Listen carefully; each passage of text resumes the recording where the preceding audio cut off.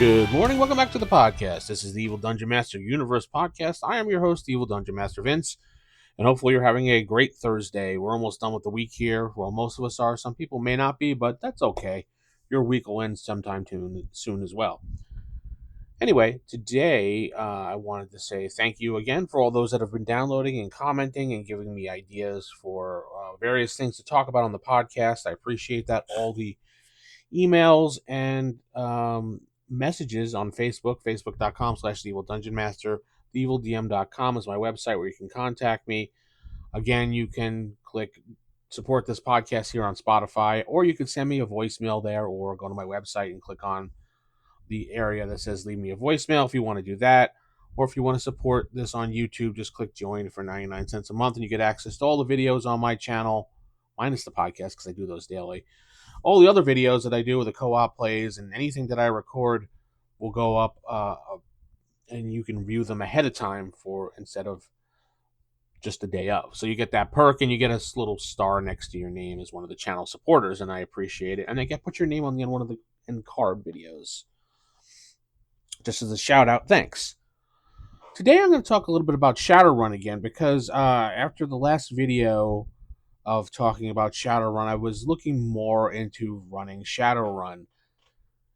Second edition Shadowrun usually was my go-to Shadowrun until Anniversary Edition came out, and then that became my pretty much go-to edition. I like them both a lot, but 2E always holds a place in my heart because that's the first Shadowrun that I've ever played when I was younger, and I didn't do a lot of GMing of Shadowrun, only a little tiny bit, but when I played, it was a blast. It was always a blast to play Shadowrun, and I don't care what people say. Shadowrun 2E is not complex. It is not. I think a lot of people have said that the book is like reading a tech manual. Not really. It's just straightforward and to the point of a good book.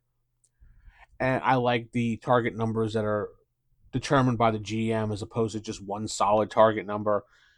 And I think what they did with later editions of Shadowrun with the whole just one target number thing, starting I think 5th did that.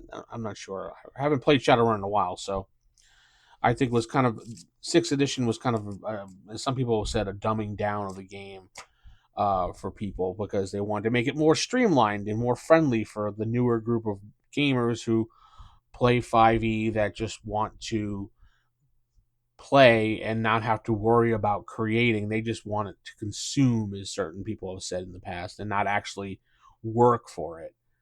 And I don't remember what YouTuber said that, and I apologize if you're listening and you said that you take all the credit in the comments for it. That's all you. I just agree with your statement. Today I'm going to talk about an adventure that I ran through as a player and thought it was really, really good.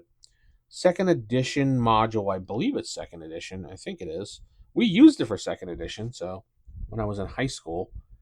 I know third edition was out at the time, but we used it for second. It's 1990, so I'm assuming this is second edition. It doesn't say what edition it is, so it can be used with any edition as far as it's concerned.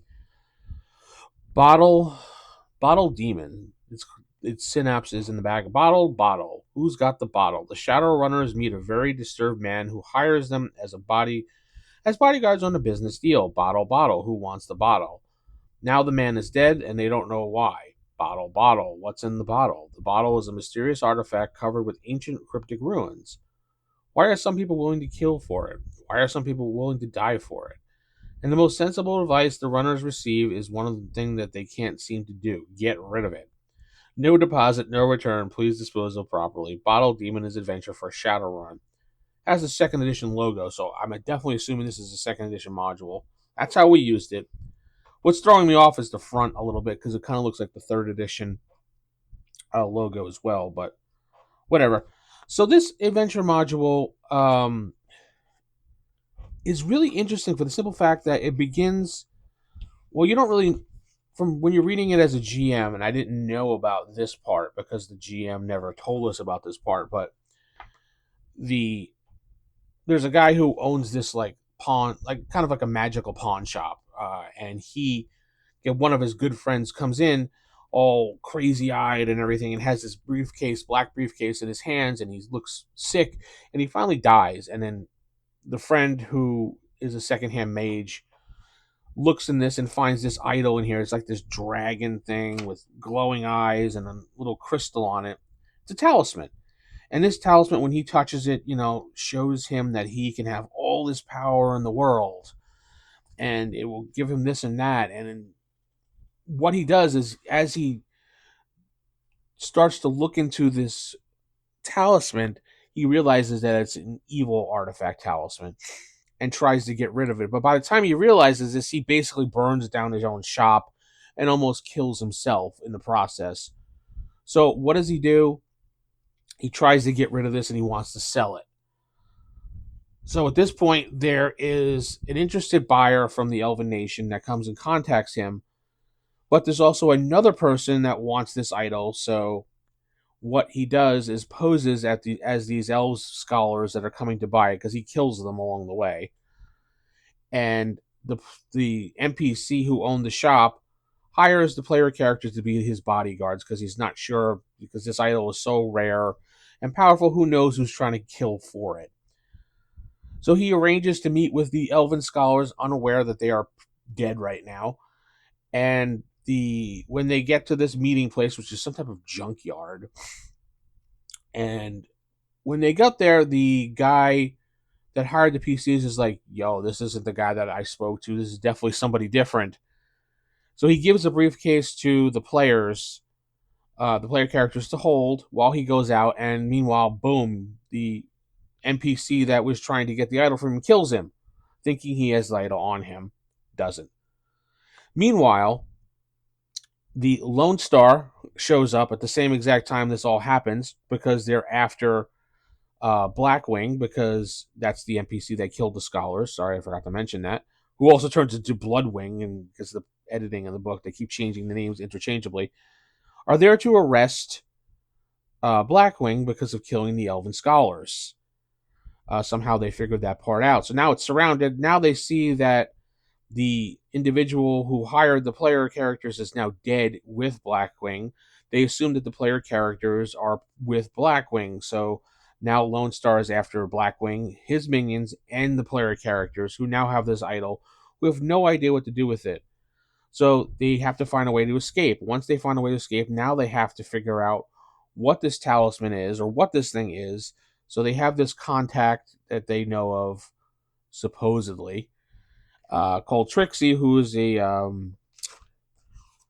forgot what she was. Trixie is a shaman, a dog shaman, and she tells them that this is a very evil, powerful artifact, and it needs to be destroyed, and only a dragon can destroy it. And she gives him a name of a dragon in town who can possibly destroy it. But little does the team know that this dragon, has no intention of destroying it, and doesn't even have the power to destroy it. But once he gets word that the player characters have this item, will say and do anything to get this item. So once the player characters get to this dragon, he's all cool and everything, and he's like, "Oh yeah, no problem." And they hand over the item to him, thinking he's going to destroy it. And then once they leave, they're like, okay, so meanwhile, this dragon is like, yes, I now have this powerful item. Ha ha ha ha. And they don't know this. They leave and they get hunted down by another powerful, great feathered spirit.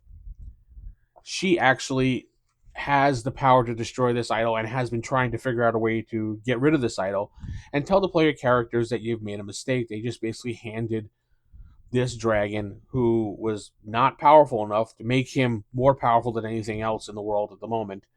And she says to them, your fault, you're helping me get this back from him. Characters having no choice, because this is a great giant spirit dragon thing after them, say, yeah, whatever, sure, we'll help. So what they do is they plan a way to get inside the building again, to go back to this other great dragon, in quotes, great dragon, to steal the artifact back from him, so the spirit serpent can actually destroy it.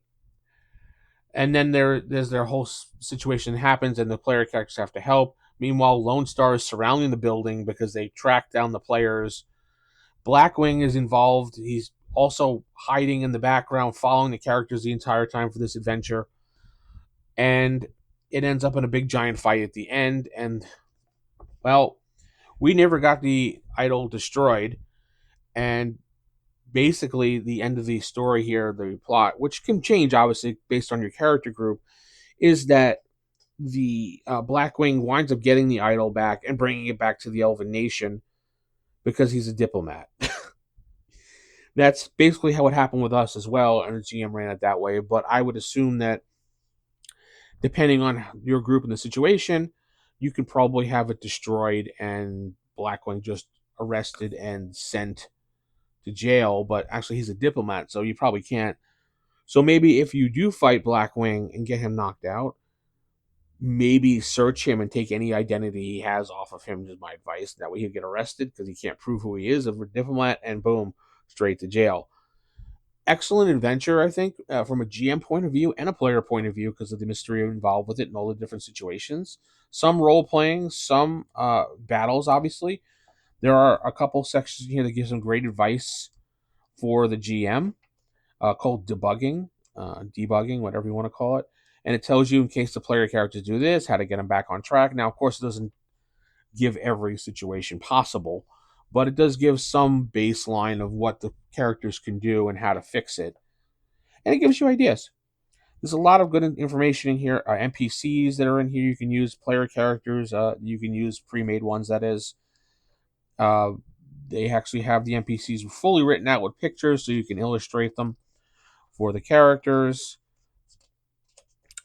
And one thing I did enjoy was the Seattle News Intelligence or Update Net Seattle local stories, so you can flavor it with paper, like stories of little side things, and just get some flavor. And there's a bunch of pages on that, so you can just kind of add it to your adventure. Uh, you could probably pick up this module pretty cheap. I don't know how much it is. I bought it a long time ago when I was trying to get my second edition collection together when I was going to play. But definitely pick up this module. If anything, it's a good read and it give you some good ideas for an adventure mission type thing. I would definitely run this. It's definitely really good, well done. The author of this is, I believe, apologize, James DeLong. Development by Tom Dowd. So we had some great great writer and a great developer on this. Highly suggest you pick it up. With that said, tell me what you think in the comments, or you can email me or write in. Comments on YouTube are wonderful. Likes. Don't forget to share the videos around. With that said, I'm going to head out. Remember, no drama, no clickbait, just all gaming here on the channel for the Evil Dungeon Master. Good night and God bless.